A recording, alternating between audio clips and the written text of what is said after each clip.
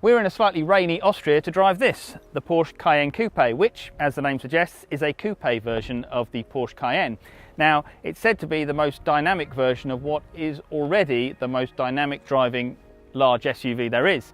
Designed as a rival to the likes of the Range Rover Velar, the BMW X6 and the Mercedes GLE Coupe, it's actually quite a handsome thing. It's 20mm lower than the standard car, and it was always designed to be a coupe from the outset, this third generation Cayenne. So, I don't know about you, I think it looks quite good as far as massive SUVs go.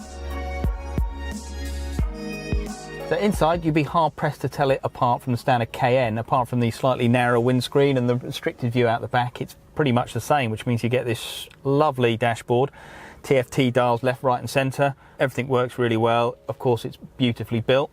Now this car has the lightweight package, which means you get this natty cloth trim here, and also a carbon fibre roof panel, various carbon fibre trim bits, which all add up to save a whopping 22 kilograms, which sounds good until you realise that in its standard guise with the glass roof, the Cayenne Coupe is actually around 25 kilograms heavier than the standard Cayenne.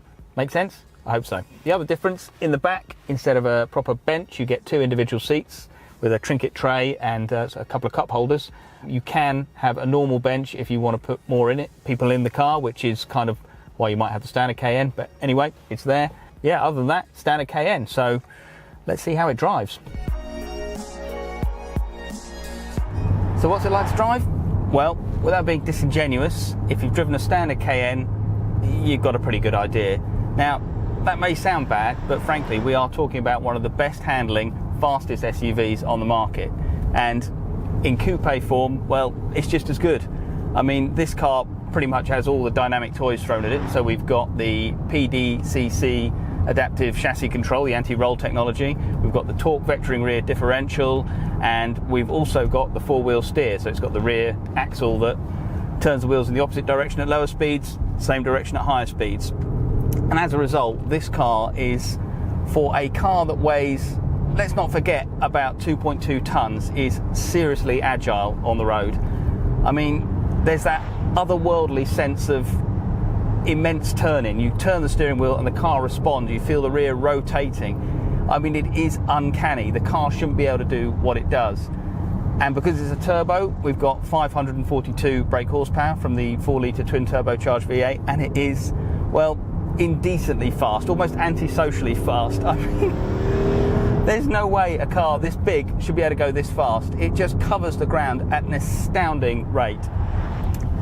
One thing is for sure, and I'll be honest here, despite the 20mm lower roof line and this car's carbon roof, I'll be lying if I could say there's any difference to the way the car feels. The lower centre of gravity, it's so marginal that you'd have to be driving on a track or like your hair was on fire to notice any difference. But it doesn't really matter because no other car this size and this height handles as adroitly and with such nimbleness as the Cayenne. I mean, it's still a big car. You feel it on some of these more narrow roads. You sort of breathe in slightly as you reach a pinch point. But the rest of the time, it's just staggering. It really is. I mean, it's not fun. I mean, there is a satisfaction to be had. All the controls, as you expect with a Porsche, the steering's just got that lively sort of meatiness to it. The brakes have that really lovely bite and then a progression that allows you to lean really hard on them. It's a beautifully honed thing, but the feedback isn't really there. You're relying on the car to do all the hard work. But I mean, it is uncanny what it will do. But you do feel it's the four-wheel drive helping you out. It's the stability control just there in the background. It's never intrusive, but you always get the feeling the car is ahead of you. And well, for some people that may be a turn-off, but frankly, show me another 2+ ton car that can do what this can do without relying on the systems. What is this car?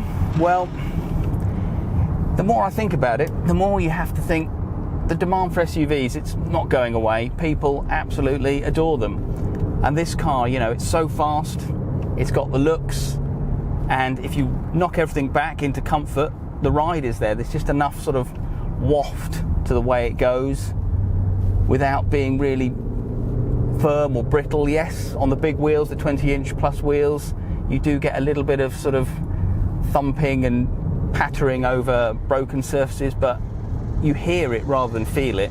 And you know, you can wind it up to big speeds and all you get is some whoosh around the mirrors. I mean, it's a really refined long distance thing. So you factor all this in, the SUV demand, the looks, the comfort. What this car really is a modern day GT.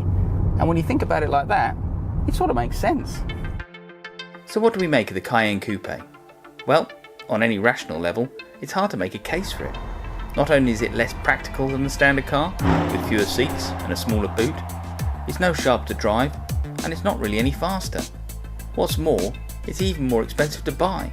This turbo version coming in at a wallet-thumping £105,000, and that's before you go anywhere near the options list. But maybe we're missing the point here. In the age of the SUV, what the Cayenne Coupe is, with its eye-catching looks and its costing cabin and its ability to cover ground at an astounding rate, is potentially a modern-day 21st century GT. And viewed like that, it sort of makes sense. If you enjoyed this video, don't forget to like, subscribe and turn on notifications so you never miss out on another autocar video.